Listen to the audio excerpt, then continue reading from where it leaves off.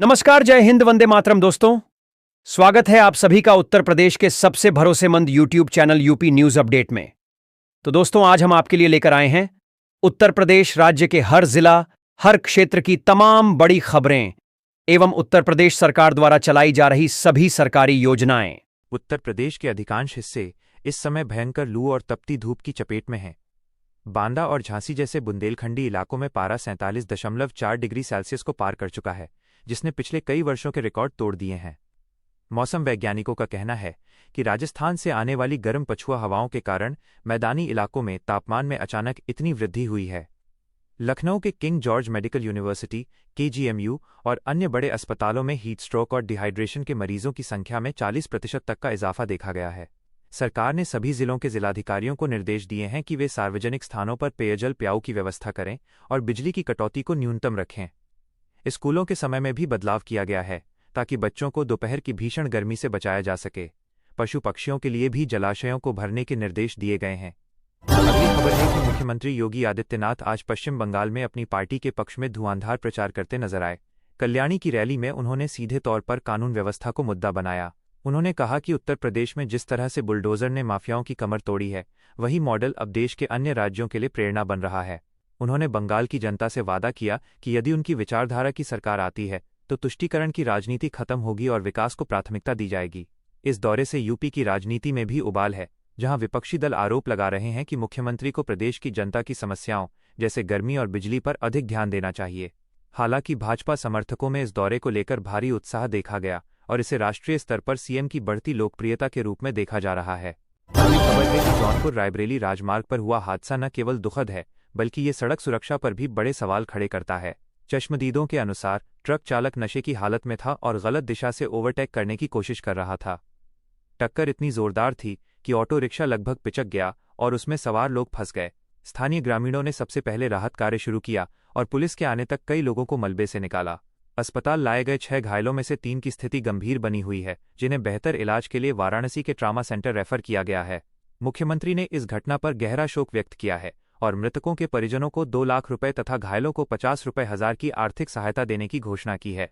Police ने truck मालिक के खिलाफ भी कार्रवाई शुरू कर दी है। अगली खबर है कि Uttar Pradesh power corporation (UPPCL) ने उपभोक्ताओं की लगातार शिकायतों के बाद अपनी नीतियों में बड़ा बदलाव किया है। अब स्मार्ट मीटर की रीडिंग में अगर 5% से अधिक का अंतर पाया जाता है तो उपभोक्ता को तत्काल बिल संशोधन की सुविधा मिलेगी।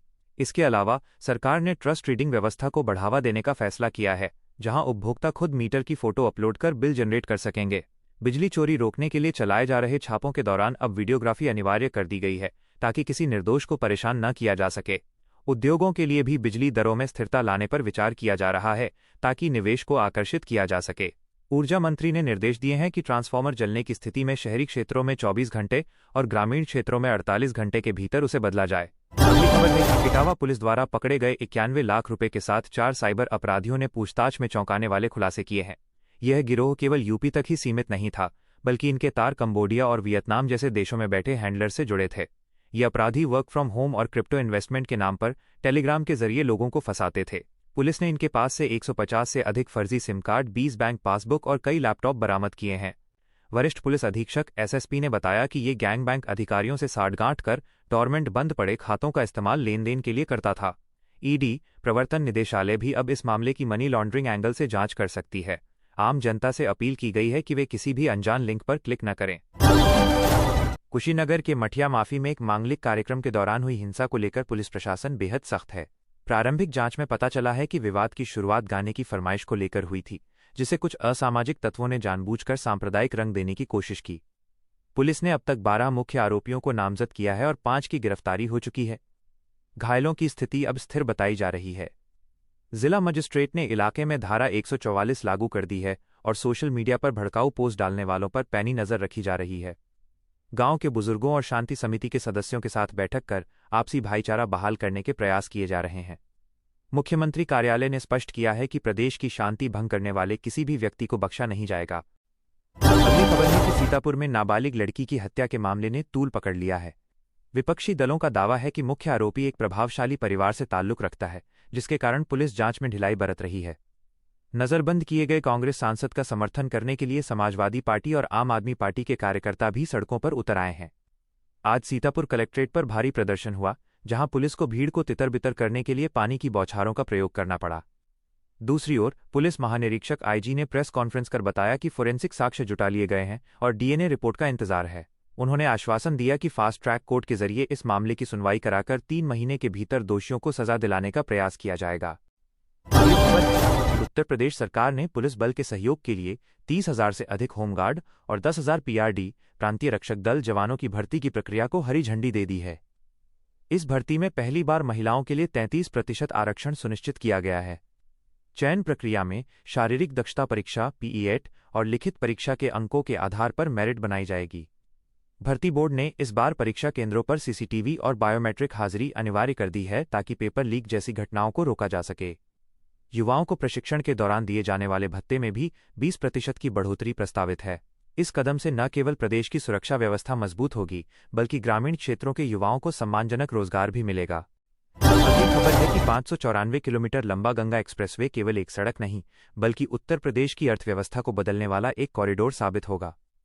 इसके साथ ही औद्योगिक गलियारों इंडस्ट्रियल क्लस्टर्स का निर्माण भी शुरू हो गया है, जिससे स्थानीय स्तर पर रोजगार पैदा होंगे।